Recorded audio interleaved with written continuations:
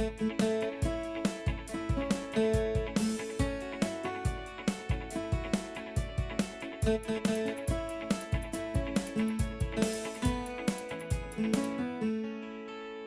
the ingredients you're going to be needing is 1 cup of flour, half a teaspoon of baking powder, half a teaspoon of baking soda, just a pinch of salt, 3/4 of a cup of orange juice, 1/4 of a cup of sugar, half a cup of margarine, half a teaspoon of lemon zest, and last but not least, 1 tablespoon of cornflour.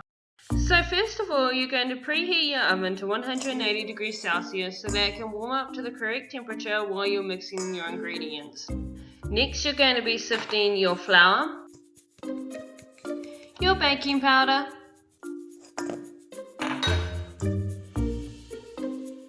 your baking soda,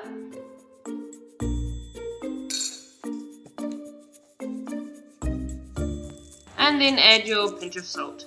Stir well to ensure that all the ingredients are mixed together properly. Now you will be able to notice here that I have doubled my mixture because I'm making a double batch. You will only have half that amount in your bowl when you make it if you only do a single amount. But if you want to do a double like me, just double all the ingredients.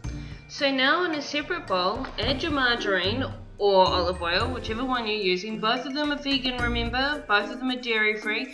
Just make sure if you're going to use margarine that it says on the ingredients list that there is no milk in there, because sometimes they do add dairy to margarine anyway, but just make sure you get the right kind. Now add your sugar to your butter and either use an electric beater, a hand beater or a wooden spoon. I used an electric beater. Electric beater is easier, but you can use any one of them, it will still do the same job. Mix them together until it's blended really well and it's really creamy. Now you can add your orange juice. Now remember I'm using double, so I'm putting quite a bit of orange juice in there. Now you're going to be adding in your zest. Now it's meant to be orange because it's orange cake. I put in lemon zest, and the reason is because I love all citrus flavors. I think they're absolutely delicious, and usually by mixing flavors like orange and lemon together, it is really refreshing, really beautiful, really delicious. I just love lemon, so I have to add lemon to it. If you don't like lemon, if you're not a lemon fan, just put in the orange zest and then mix it all together. If you like lemon and you want a little bit of a tang to it or a little bit of a mixed citrusy flavor, go ahead and stick the lemon zest into it. I think it's delicious. Okay, so now you're going to be folding in your corn flour and the sieved flour.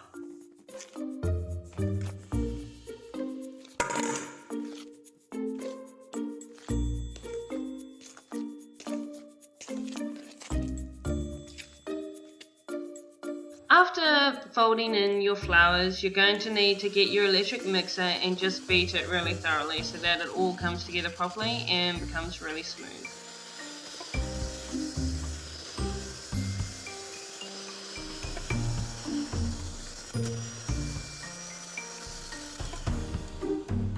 So now it's time to pour your cake mixture into a cake tin.